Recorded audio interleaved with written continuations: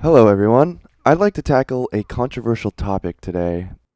One that's been causing a lot of arguments and disagreements in the competitive scene these days, and that is the topic of whitelists in competitive TF2. Now, I am still feeling a bit sick, so forgive me for my voice not being 100%, but I'd like to jump right into this topic, and we'll start by asking the question, why do we ban things in the first place? We'll start with the good reasons. It's perfectly reasonable that some items that are introduced to the game could be blatantly overpowered or extremely disruptive to the flow of the game, or they could be glitched in some way or another. And things that do make the game unplayable, they should be banned. That makes perfect sense. Or items could be released mid-season during the competitive seasons in the leagues, which happens all the time because the seasons are scheduled independently from Valve's update schedules, and you do want to remove items that are introduced mid-season because you don't want to introduce new factors into a competition. Now, those are fair reasons, but given those reasons, this does give rise to a situation where there could easily be items that were once glitched, but they do get patched and fixed completely, but they remain banned. Or items that were never tested at all because they were released mid-season, and they remain banned.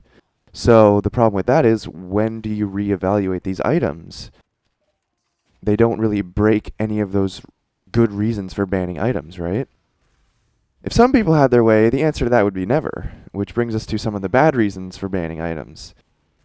One of the worst reasons I've ever seen was the argument that because whitelists exist, because Valve created this whitelist feature in TF2, it should be used. Therefore, whitelists are meant to be used.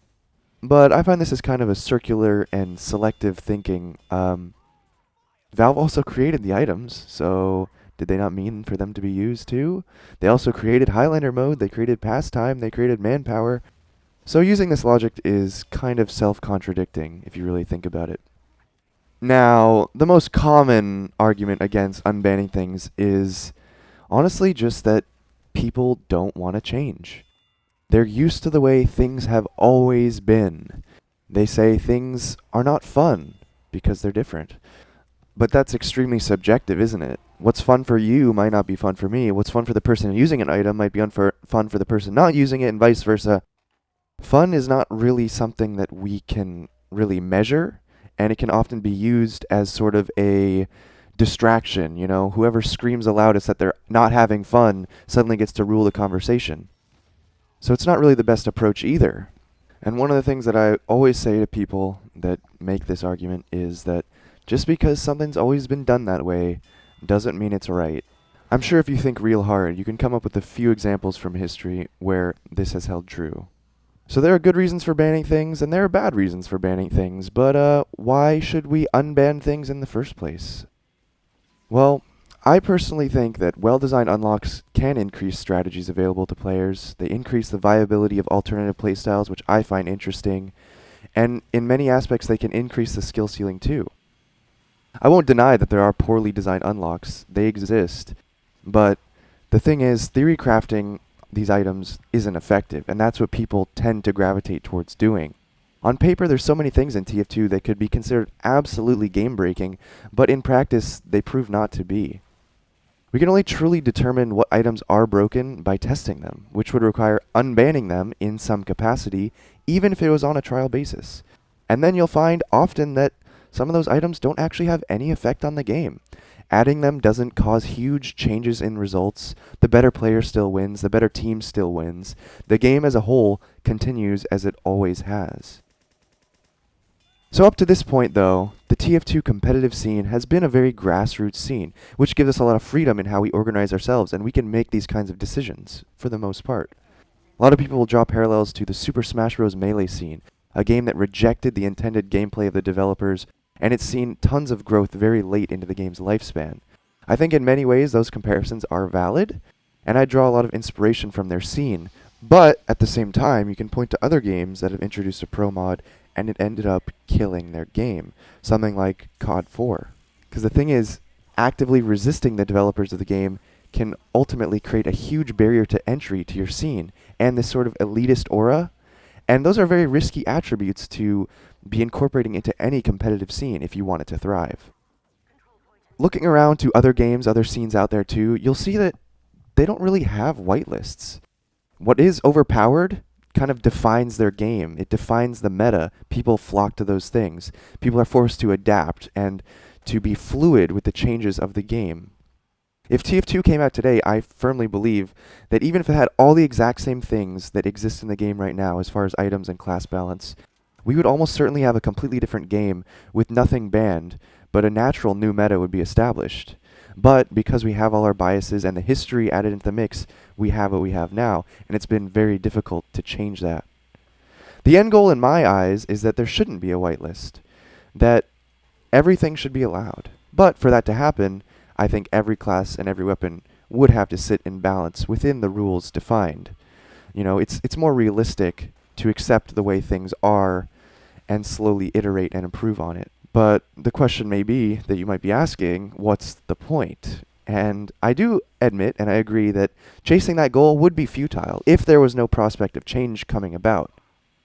But if we shouldn't have a fleshed out pro mod which could bring those changes, then how will things change? And of course, the answer is from Valve themselves, the developers. And this may seem far-fetched, but I don't actually think a more balanced TF2 is that unrealistic. It's certainly not impossible.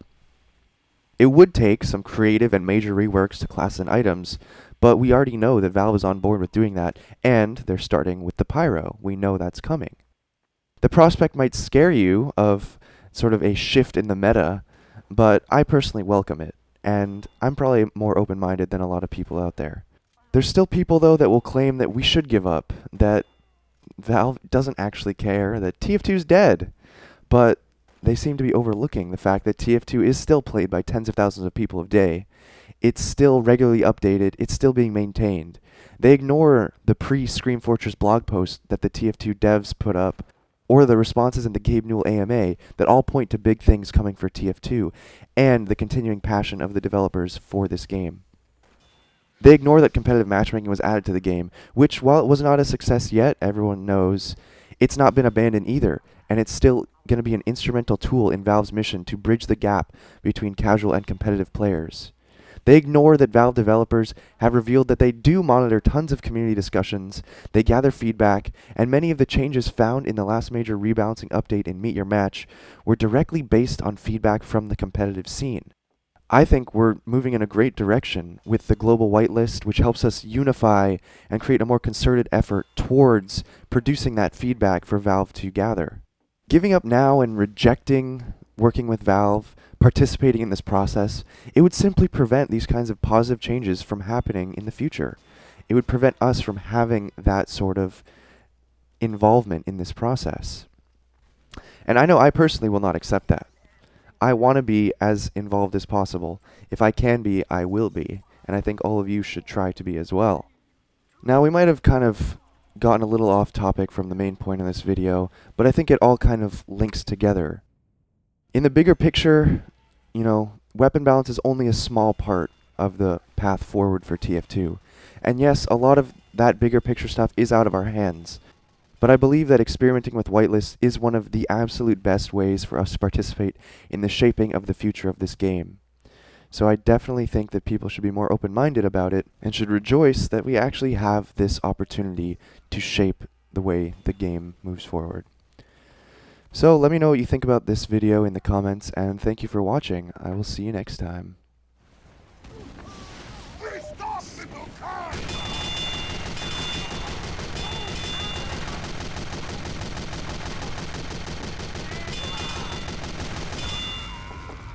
Ooh!